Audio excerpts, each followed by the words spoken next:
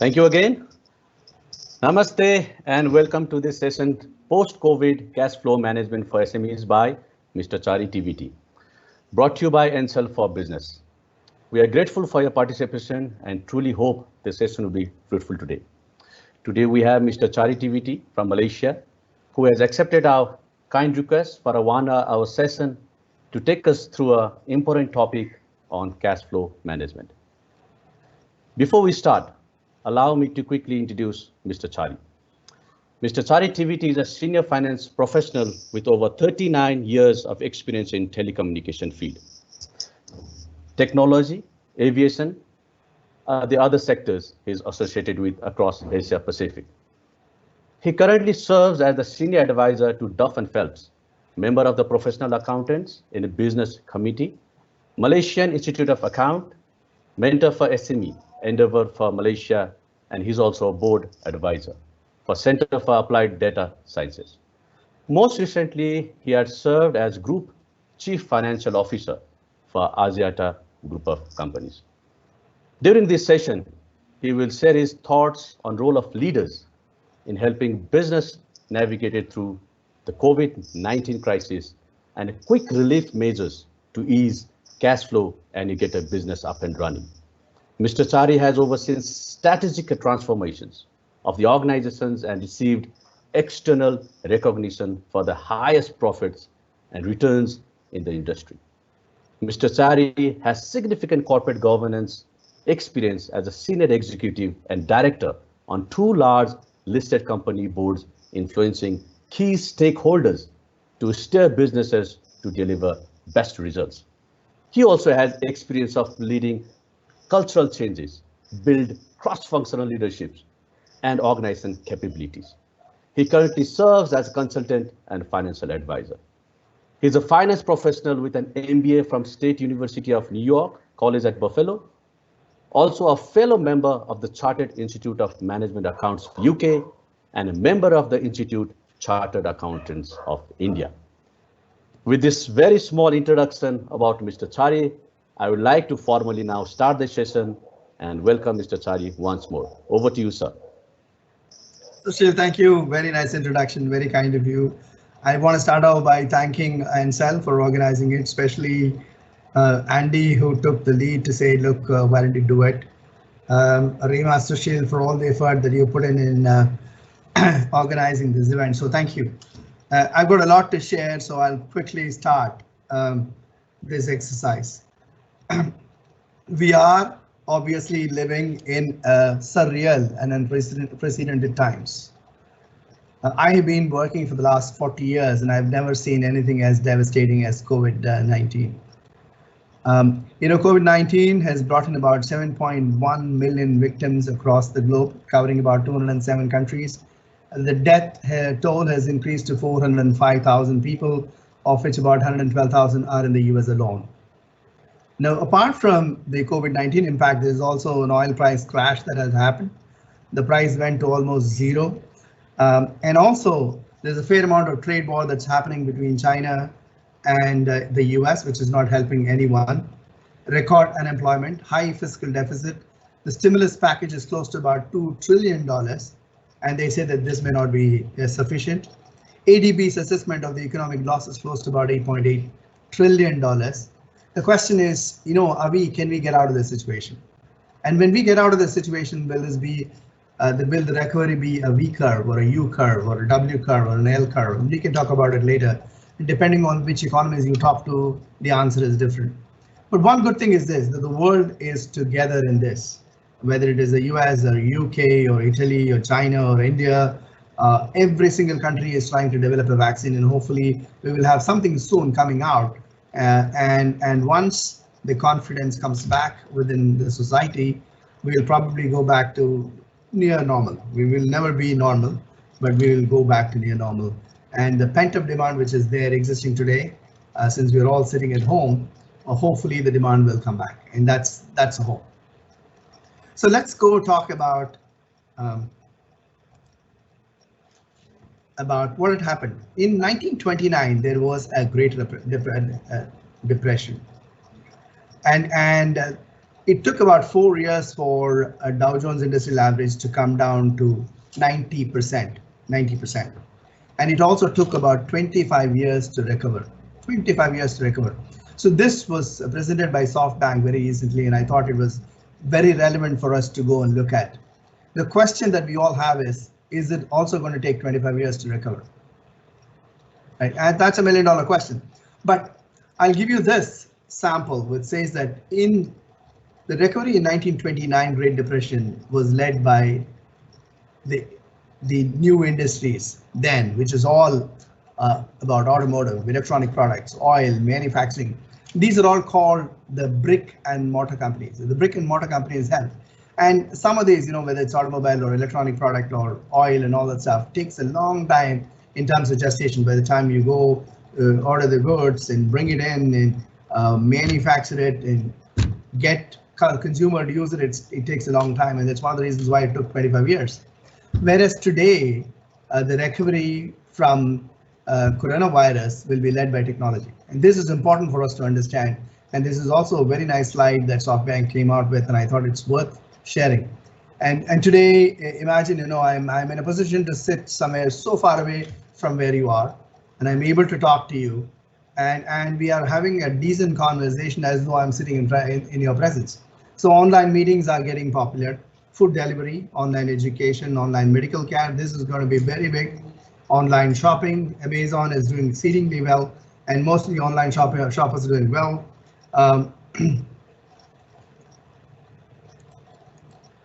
The video streaming services are also pretty good these days. Now let's move on to the next slide.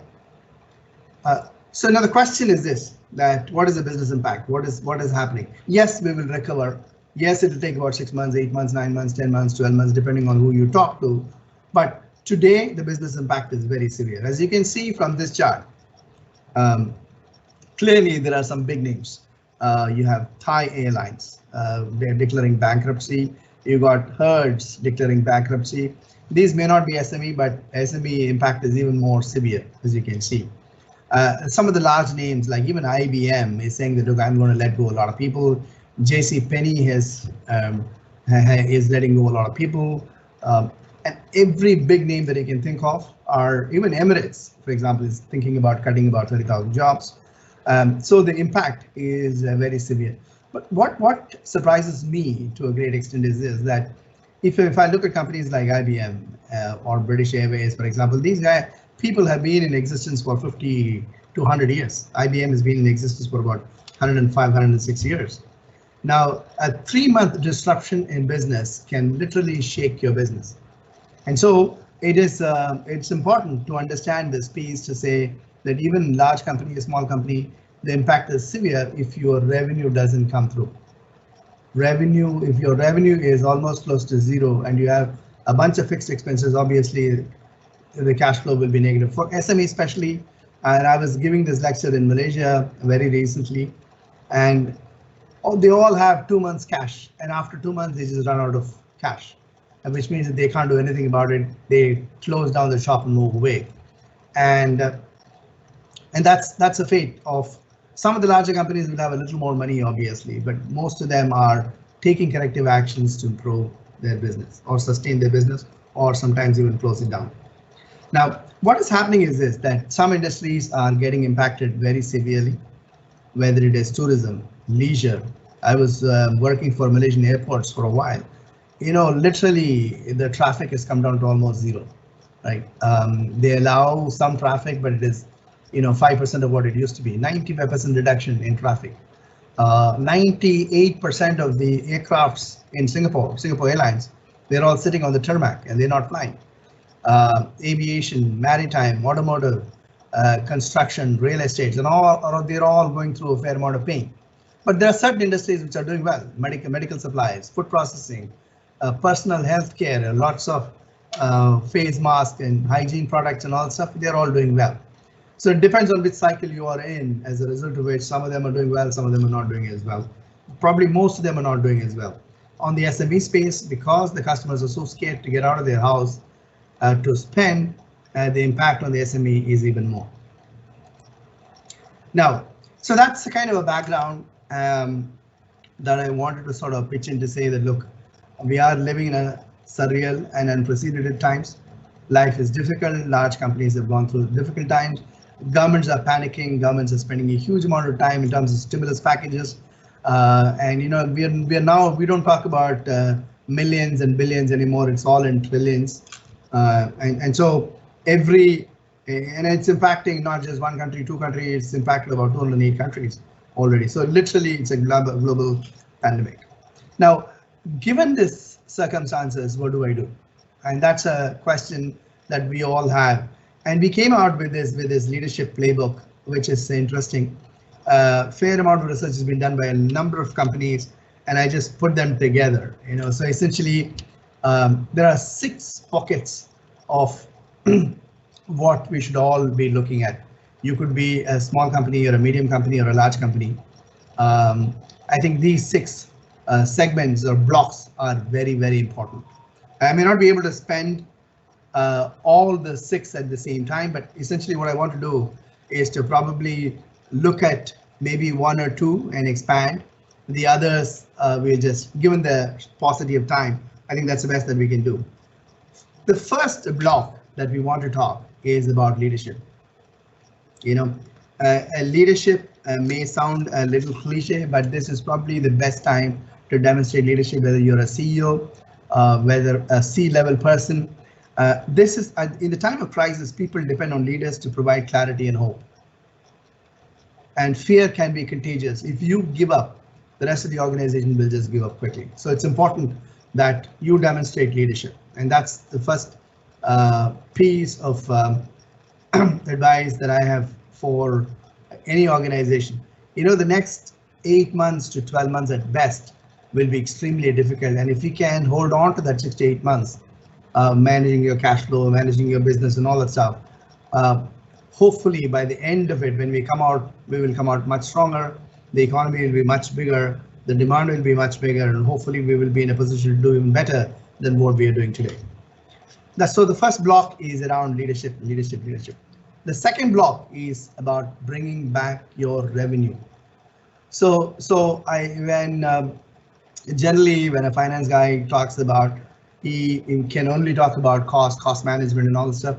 But I can tell you, this is the time, whether you're a CFO of an organization or a CEO of the organization, do anything possible to bring back your revenue and customers.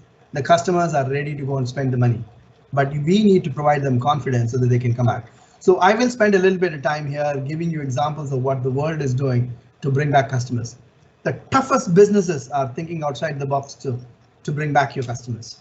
So I'll give you a few examples. There are a couple of videos that will probably give you an indication of what can be done. Now, the third piece is around digital transformation. And we have been talking about digital transformation for a long time, even large companies like us. And in all the while, it was, like we've been taking 3 years and 4 years to go and digitally transform ourselves. This is no good. We need to do this so quickly. And something like COVID-19 will probably expedite this piece. You can possibly sell your product in Malaysia tomorrow or the US tomorrow. And there are a couple of examples where durian, which is being sold in Malaysia, there's a fair amount of demand in the US suddenly, because of digitization, because your reach is bigger, and suddenly you are everywhere in the world. So the digitization is going to be pretty important, and I'll talk about that also a little more. Third is the fourth block is around scenario planning and business planning. Again, stress test. How long am I going to sustain? If create a few scenarios, best case scenario, realistic case scenario, worst case scenario, how long can I survive? And this has to be done literally on a weekly basis between the top people, and keep revising the plans regularly so that you're on top of your business. Fifth block is around proactive engagement with employee, customers, and supply chain. We talk about it. And finally, which is probably close to all of our heart, is cash conservation committee. We need to create this committee called Cash Conservation Committee. There's nothing more important than cash today. Cash is king. And we can do a bunch of things, really, 20, 25 things tactically to get our cash up. so that we can sustain for the next 6 to 8 months. And after that, hopefully things will be good. So my only request is, this is an important slide to me, and that's why I spent a little bit of time. But I will get into each of those details: block 1, block 2, block 3, block 4, block 5, block 6. Some blocks I'll spend a little more time, and some blocks I may not be. Now, fundamentally, stay optimistic. I'm not saying stay positive. The difference between being positive and optimistic is, you are positive when you think that nothing is going to happen, I'll be all right. And that's not what we want. We want you to be optimistic, knowing pretty well that there are enough challenges, but you and your team will have to stay optimistic to drive through this difficult period. And embrace technology, embrace technology, embrace technology. And this is the example that I'll give you moving forward. So I think this is an important slide. That's why I spent some time. Let me move on to block 1. Very quickly, I'll run through this block 1. I don't want to again spend a lot of time. This is the time for you to be confident and positive. This is the time for you to be courageous. This is the time for you to be empathetic.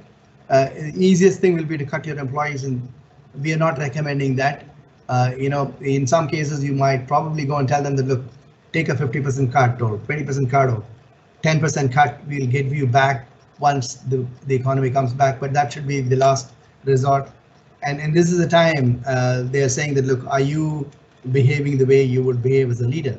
And so communication is extremely important. This is the time to bring the team together and ask them to sort of think outside the box. Now, creating a culture to rapidly recover revenue. Cash flow is not about just expenditure. Cash flow is also about revenue. Now, fundamentally, what is happening is this, that when your revenue is 0 and your expenditure is flat, you have a huge cash flow problem. Now, if you, as a senior leader in an organization, do everything to bring back your revenue, you are, even if you recover 30, 40, 50%, you've done a very, very good job. I think the startup mindset is important to say that, look, I want to go and bring back my revenue, and I'll give you a few examples of what others are doing, right? Then rebuilding operations, take quicker decisions, and you can't afford to take slower decisions anymore. I think we need to be very fast in terms of decision making. Organization culture is important. Everybody will have to say that, look, next 6 months will be difficult. I'll come out successful after this is over. And then accelerate digital adoption. Now, that's block number 1. Leadership is critical. So let me go to block number 2, which is bringing back your customer. Now, and I can tell you, this is probably more important than any other box that you have here. Bring back confidence to the customers, and the customers will come back. I want to give you one example. When 9/11 happened in the US, when 2 planes went and hit the World Trade Center, the next, the immediate reaction for the next 3 months is, I'm not going to fly. Every flight will have to stop, and it is so scary that I don't want to fly.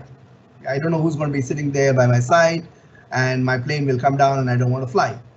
But what did everyone do? Whether it's the airports or the airlines, they all went back and said that, look, I want to bring back the confidence of my customers. I'll bring them. I'll ask them to take out their shirts, their belts, their shoes, their jacket, whatever, and I'll test them 100%. I'll let them go. And it is painful. Even today, it is very painful. But however, it built in confidence, and people started flying. And today, not many people even remember when you go to the airport, oh, 9/11. No, we don't, right? And so probably something similar is also going to happen this time. I'm just predicting. But bringing back the confidence of your customer is going to be critical, whether you're running an SME or a larger organization. So the one concept is bring back customer confidence. Right. Now, examples very quickly. Airbus is now stripping all the passenger seats and converting them into cargo, and they're making money. Right. Are they getting back 100%? Probably the answer is not.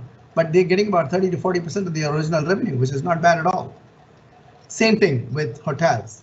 And many hotels are now coming back and saying that, look, if you want to quarantine, why don't you come and stay with me, and I'll give them fantastic service. And the hotels are running. And again, they don't get 100% revenue, but some of them they do, especially in Singapore. Some of the very high-end hotels are getting filled up nicely, right? And if I look at UPS, for example, these guys are delivering medical equipment using drones. So bring back your customer confidence, get back your revenue, either the same revenue that you are doing or the adjacency revenue. Now I want you to see this piece, bringing back the confidence of the customer. See this video, I hope you can see it. In a post-lockdown world, when travellers return to the air in high numbers, this device could make flying safer by disinfecting planes with ultraviolet light. It's called the Germ Falcon, a robotic tool with collapsible wings no bigger than a food trolley that can be pushed down an aisle, emitting UVC light onto the surfaces of the cabin that may have germs transmitted by passengers. The Germ Falcon is intended to be stationed at the airport. And as the plane comes in, the passengers will get off, the cleaning crew will come on and do what they normally do. They'll pick up the trash, they'll wipe up the spills. And then the final step will be this terminal disinfection with the Germ Falcon system. UVC light can damage the nucleic acids within an organism and prevent it from replicating. It's a fairly common disinfectant in hospitals and laboratories, experts say, but not in the air. They use them in hospitals because they are very, very effective. They're fast. They can be relied upon to kill all known bacteria, viruses, and super. So you get a picture that they will do anything to get the passengers back. The minute the passenger knows that someone is using a UV to kill all the viruses, people will say, okay, let me go. The first guy, 10 guys, 100 guys, 1,000 guys, 1,000,000 people will start flying the way they've been flying, right? At the end of it, we're all social animals. We need to go and meet people. We need to shake hands with people. We want to go and hug our grandchildren and grandmother if you have. And so I think we're all waiting, but we need to bring back the confidence, right? And so if you need to change yourself for enhancing hygiene factor, keeping it clean, checking the temperature till a vaccine is found, I think you should go and do everything possible. But in the meantime, for the next 6 to 8 months, go look for additional revenue. Lyft in the US is now doing, from ride sharing, they are going into delivering of essentials. Some of them are bringing fitness to the house. Netflix has got a party at home. Car care to home care. And I'm sure you will know this, Louis Philippe.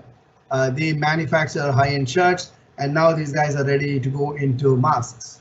So it is okay for us to move into the next level of adjacency to bring back your revenue, bring back your customers, right? And here is a great example of where they used technology to enhance their revenue. So essentially, these are shrimps and lobsters that they harvest in Australia. They attach a blockchain code to this, and blockchains are not expensive. And if I am eating this in the US, if I'm sitting in a restaurant and eating this, I know clearly that this was harvested on the 23rd of May in an Australian shore, and it is fresh, 7 days fresh. If I can get that through a QR code or something, I am willing to pay 20 to 30% more.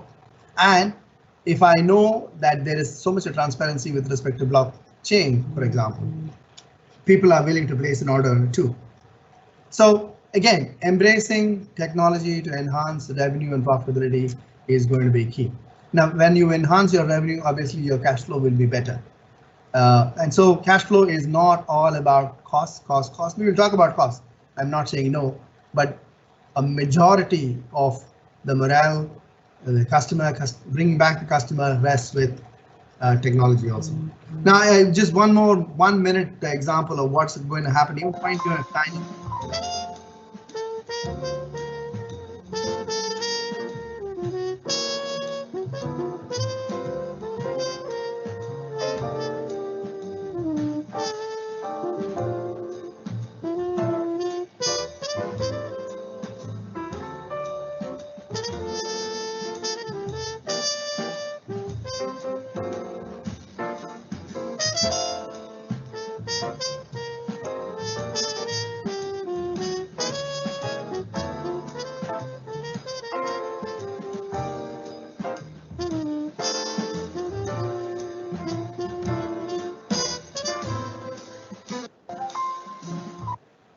Well, you get a picture that you bring in confidence to the customer, they will come back. They will definitely come back, and we need to get that revenue up. And when you're doing all this work, obviously you can charge the customer a little more. They'll be very happy. And again, you know, as I said, we are all social animals. We just want to go out and meet our friends and dine outside and shake hands with people and all that stuff. And to me, the body language, understanding the body language is important. Yes, we can do a lot of work on the web, which is going to stay. I'm not going to, but the pie is going to increase. And this is another important piece that I want to tell you, that the pie will increase, right? Now, I'll give you an example, and I've been working for the last 40 years, as I told you.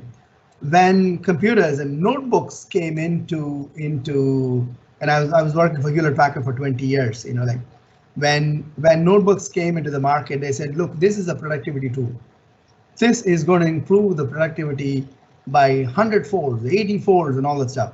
As a result of which, we don't need as many people. We're going to fire all these guys and bring them all, and notebook is going to take over. Did it happen? Yes, the productivity went up substantially, but nobody lost a job. Essentially, more people had more jobs. As a result of which, the entire pie got bigger. And so the pie will get bigger if we can manage the next 6 to 8 months carefully. Right. Now, block number 3 is talking about digital transformation. Again, I'll spend a few minutes here, and then I'll finally jump into cash conservation committee. The rest of them are relatively simpler to understand. So digital transformation is critical. We have been giving a bit of a lip service on digital transformation for a while. Everybody knows that digital transformation is important, but nobody knew what this is all about. How can it help? So I'm going to give you a bunch of examples as to how digital transformation is going to help your cash flow, right? And we will probably summarize it. To me, digital transformation has got 3 elements. One is go look at your business model. It's so important that you go and look at your business model. So let me stay with block number 1 before I go into block 2 and 3. So when I say technology-driven business model, I'll give you a couple of examples. One is I'm helping a company which is into providing security guard services. And you guys must be very familiar with it, right? Security guard services. So Celcom has got about 40 people in the morning, 40 people in the evening. They provide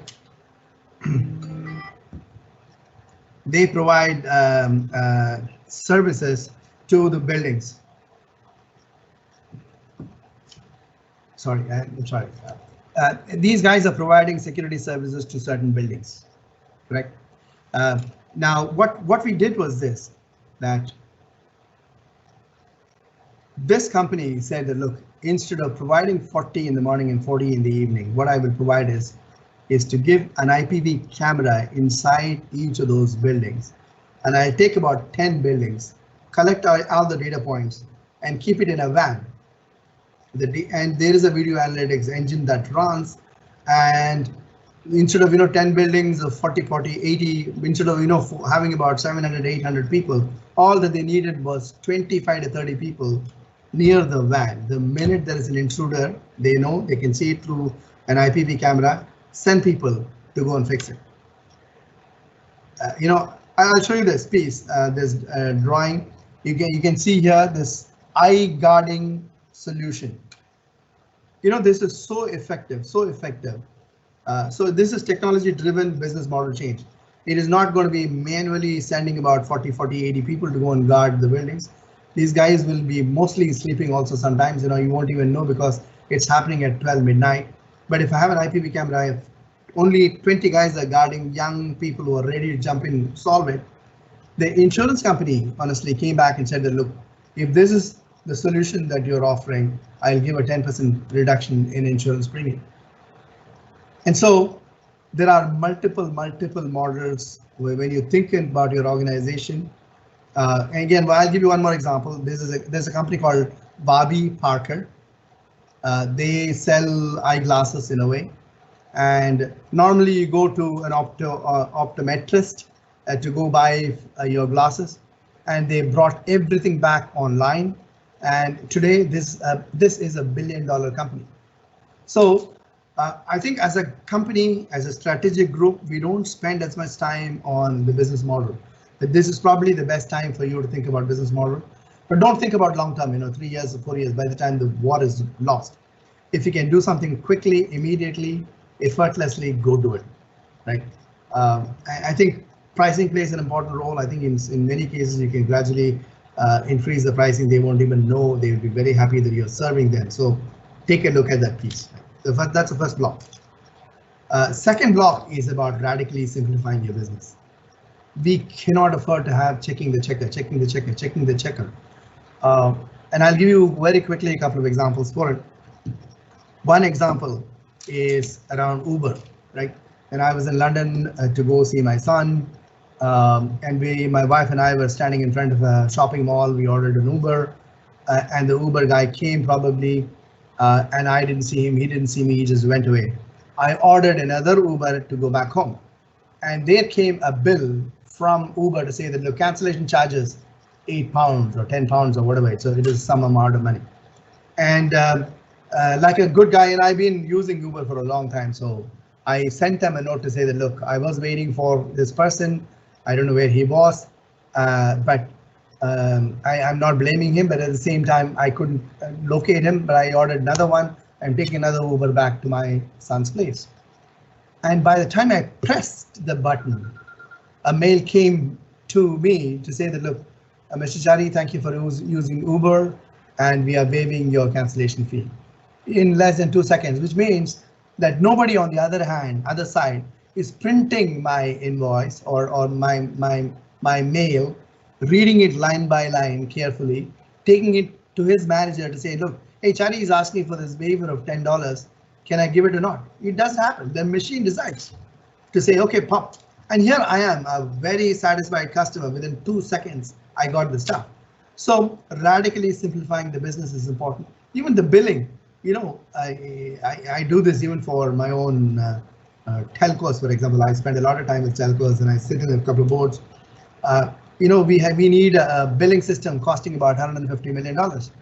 Whereas when I sit in an Uber taxi, I get down, I close the door, pop, I get an invoice from a central billing system. Within 1 minute of getting down from the car, I get an invoice which says, where did I start? Where did I end? This is the route and this is the price. Amazing. And a radical simplification is important. One more example very quickly is about Apple phone. If you have a problem with Apple phone, you're going to an Apple service center. You're saying that, look, the voice is not working, the volume is not working, whatever it is. The only question they ask you is this within warranty? If the answer is yes, they give you a new one and get on with life. It is not as though there are 10 people waiting behind you or 5 machines to check whether what you're saying is right or wrong. They will never do it. So remember this, that radically simplify your business, make customer satisfaction an important piece of what you do, and life becomes much easier. You will get back your customers. Finally, about digitization. Again, I can spend hours together talking about this. This is very close to my heart. I do a number of lectures based on this piece. Digitize, wherever you can digitize it. One quick example that I want to give you is around call center. And as a telco, we had about 12 million customers, and we had a call center with 1,500 people. And when we analyzed the number of calls that are coming in, we had about 1.8 million calls every month. Out of that, 80% of the calls were on 8 questions that kept repeating and repeating and repeating. So essentially what you do is you convert them into an application, push it into the handset, you're done. Today, we have less than 150 people in the call center, and mostly they're calling out and not calling in. So you can imagine. One more example, having done some work in the airports. If DHL is sending me a parcel from the US to my house in Malaysia, I can track minute by minute. Whereas when I go to the airport and I sit in an aircraft, I don't even know that my baggage is in the same flight that I am in.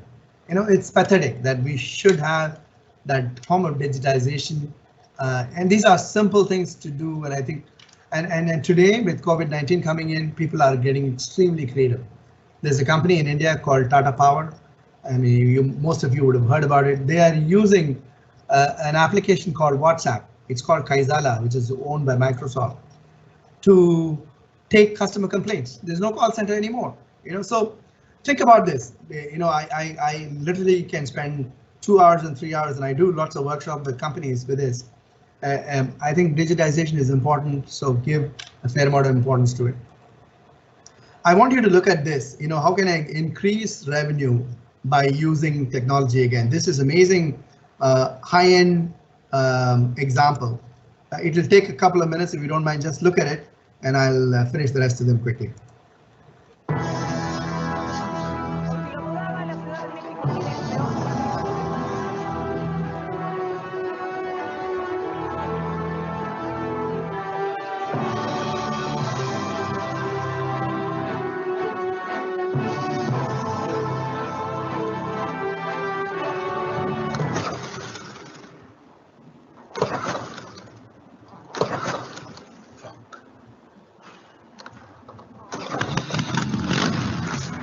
The traffic jam whoppers. We used real-time data to detect our potential buyers in a traffic jam to offer them a Whopper and deliver on the move.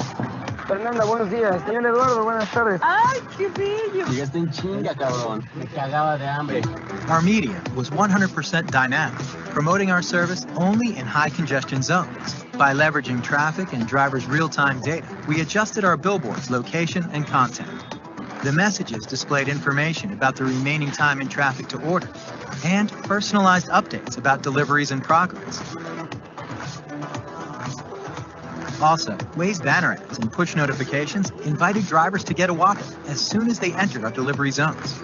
People were able to use voice commands to place the order and avoid tickets. Finally, using the latest Google Maps APIs, our app pinpointed vehicle location and speed in order to deliver for the first time ever to a driver on the move. The delivery zones changed, following the traffic live, making our service available when a gridlock was identified, always within a 3-kilometer radius from the restaurants. Hola Mariana, ¿cómo estás? ¡Ay, te agarraría besos! Lo siento, estoy en servicio.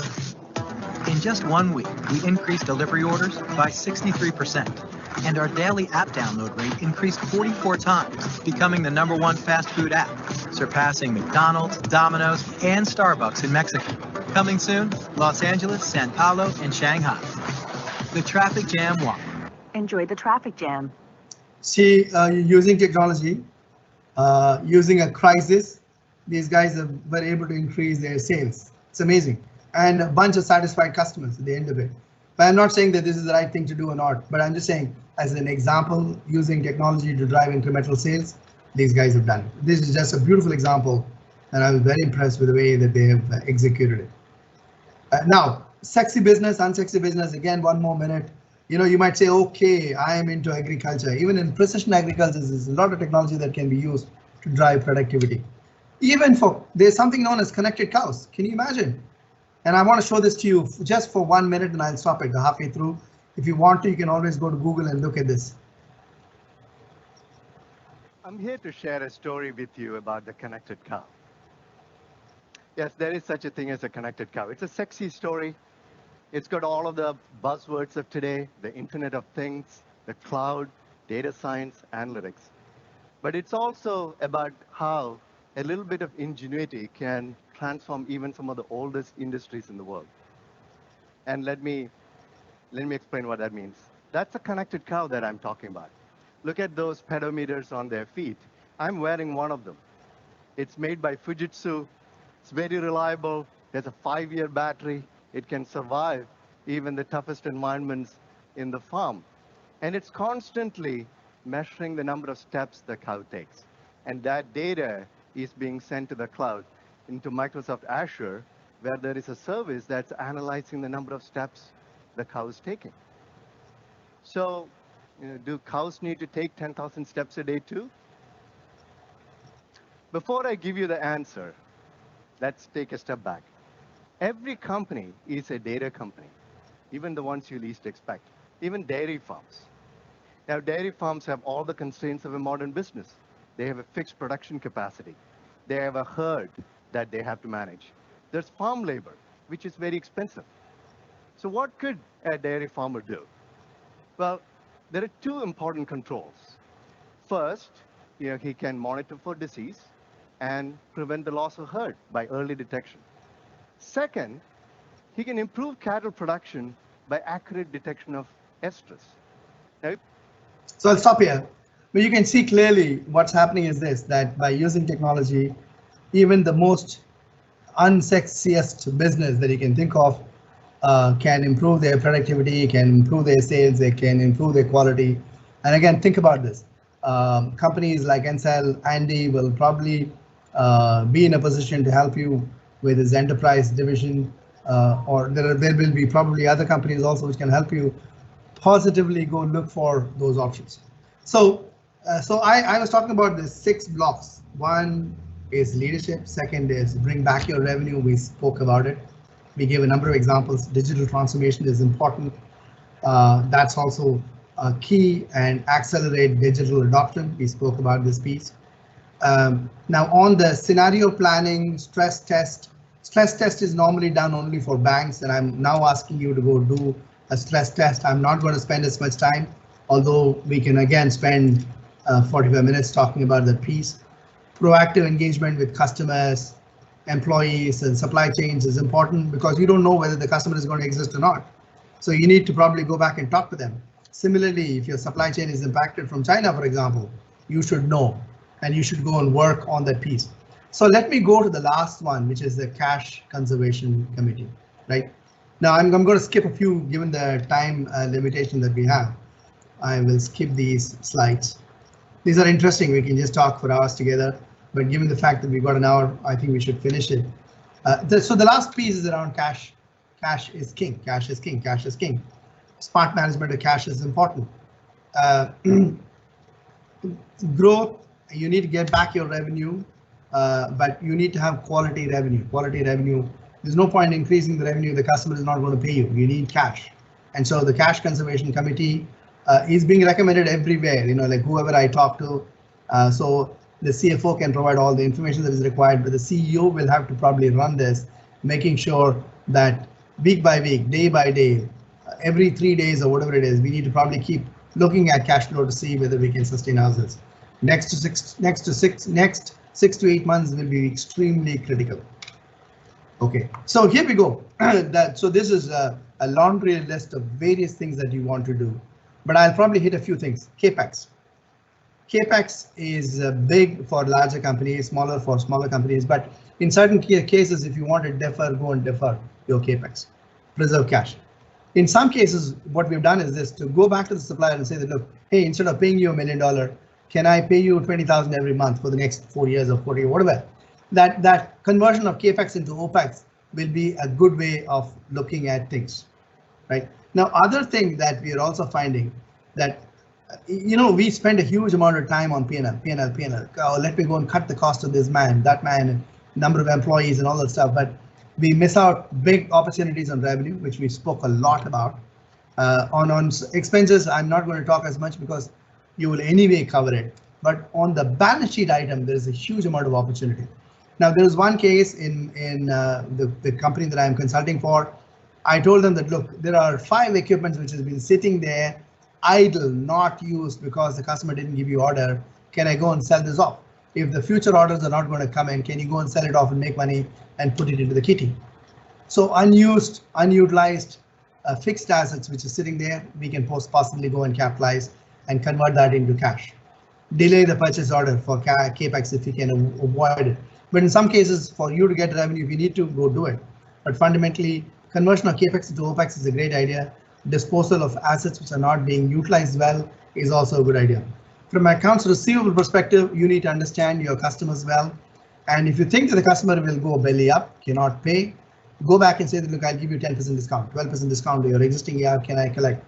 A cash in hand is better than 2 in the bush. A bird in hand is better than 2 in the bush. It's cash in hand is better than 2 in the bush. And if you have some invoices, if you need to go back to the bank and get it discounted, go. Today, the banks will be a lot more receptive than they were before. Or hopefully, they will be allowing discounting of invoices. Discounting is, there are 2 ways of discounting. One is called with recourse, without recourse. With recourse and without recourse. Without recourse will be better, but if you cannot get without recourse, try to get with recourse, collect the money and keep it with your kitty because the next 6 months are going to be important. Accounts payable, there are large companies who will come back and say that, look, I want to delay my payment from 30 days to 60 days or 90 days or whatever it is. I think we need to practice some of those practices. Inventory gives you a huge amount of opportunity. Again, this is one thing that people don't look at. In my case, my finished goods inventory was fairly high and some of them are old. I asked them, tell me how old are they? And we went back to those customers who ordered those and did not pick up and said that, look, I'm willing to give you a 30% discount compared to the price that you gave me earlier. Can you take it? I've got this inventory which is sitting, and some of them took it and we brought it. One, we reduced inventory. Two, we were in a position to bring back cash to the company, which is good. Bank loans, I think this is the greatest opportunity. Banks are a lot more receptive. Fortunately, the governments are also helping in terms of providing subsidies. Interest rates are coming down. So I think make the best use of it. For M&A, be selective, extremely selective, avoid as much as possible so that you can conserve cash. But doesn't mean that you throw away everything, because if there are two competitors and both of them are going to go down, if you can bring them together at a very cheap price, go bring them and make yourself viable. Again, if you can sustain yourself for the next 8 months, we're done. Capital structure, go to the bank and borrow money as much as possible. Try to avoid shareholders' equity because it is expensive. But if you need to sustain yourself, go and get it in anticipation. So I remember a large company that I was working for, they went to the market and borrowed $800 million in anticipation. I don't know what's going to happen in the next 6 months or 8 months. Let me go and borrow the money and keep it so that I can sustain myself. So I think it is important that you look at the balance sheet as much. P&L, you've done a good job. Anyway, you will all do a good job. Strategically, grow your revenue, bring back your customer. A certain element of innovation is also needed.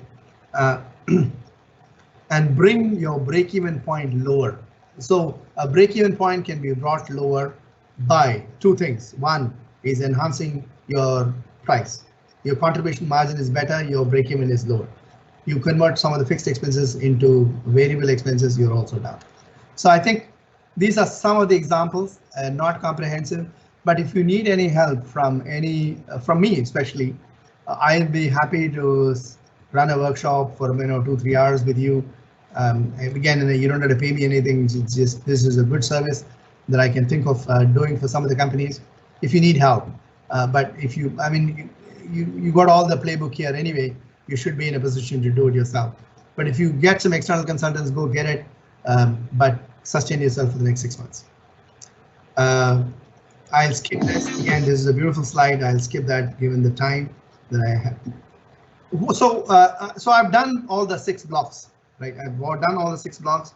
We spent a little more time with the second block and third block and the 6th block.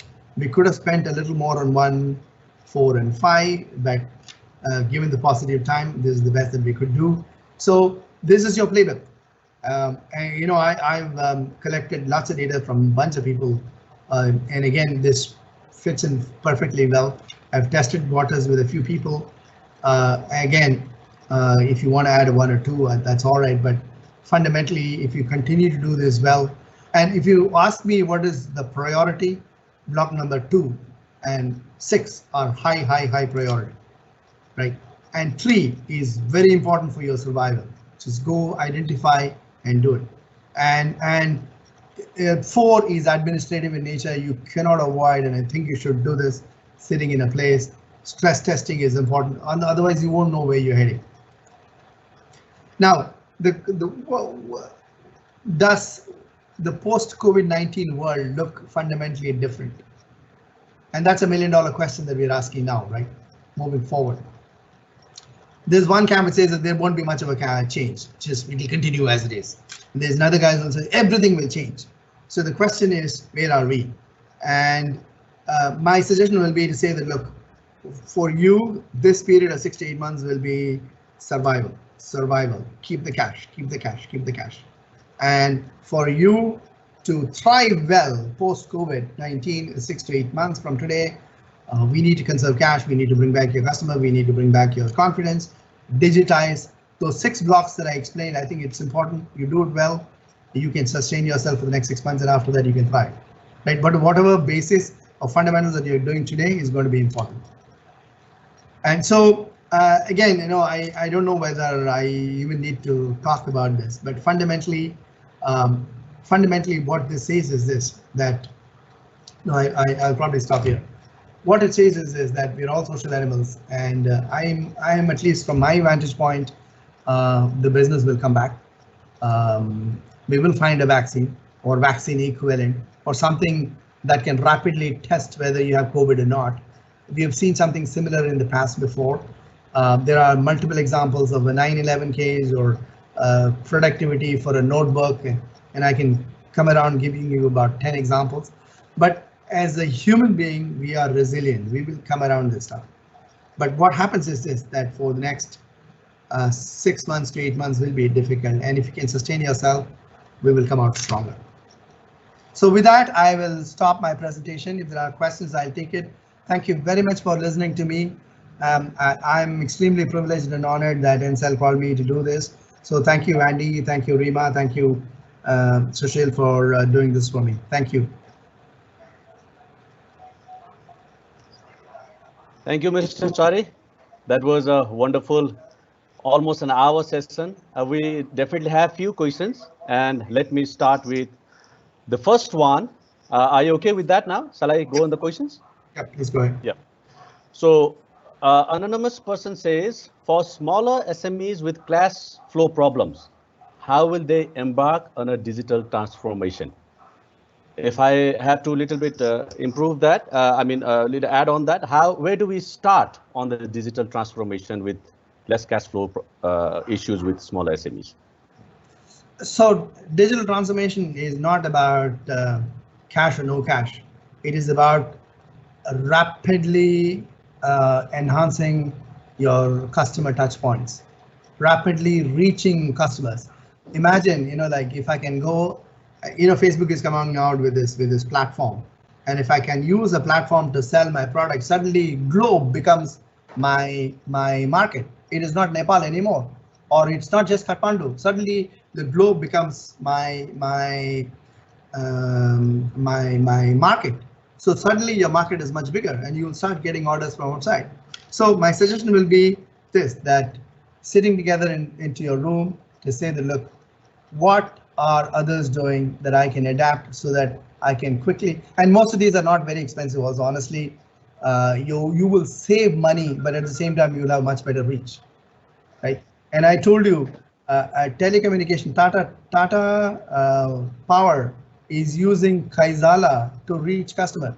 So let's say, for example, I'm in one corner of Kathmandu and my power has failed in my house. What do I do normally? I call up a call center in the power grid, and that person takes the call and then passes it on to somebody. And now they use WhatsApp equivalent to go and connect.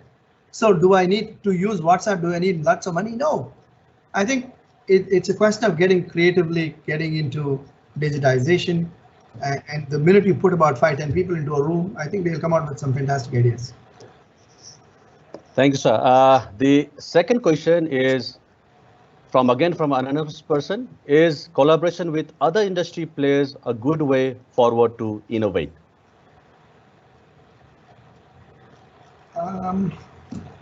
I think it's a good question. It depends. It's a very it's such a generic question that in some cases you go and merge, like bank and telco, can we get together? And these are big decisions.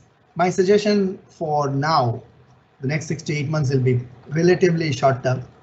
Focus on the short term, preserve your cash, sustain yourself, and then think about long-term strategic a little later. I think primarily sustain yourself for the next 6 to 8 months will be my advice. Thank you, sir. There's another question from Mr. Ujaya. Every company is a data company. He agrees on that, but how to leverage the data is the key that he wants to understand, and also expects few suggestions if there are any, or some ideas if there are any. So the example that I gave is pretty interesting. Do I need a Fitbit for a cow, right? And do cows need to take 10,000 steps? The answer was yes. All right. And the Fitbit technology is not expensive, honestly, right? And it has improved productivity. Similarly, I gave you another example of blockchain getting attached to a shrimp or a lobster, which is getting about 20 to 30% increase in its average sale price. And so the more you get into, the more you look at, there are opportunities.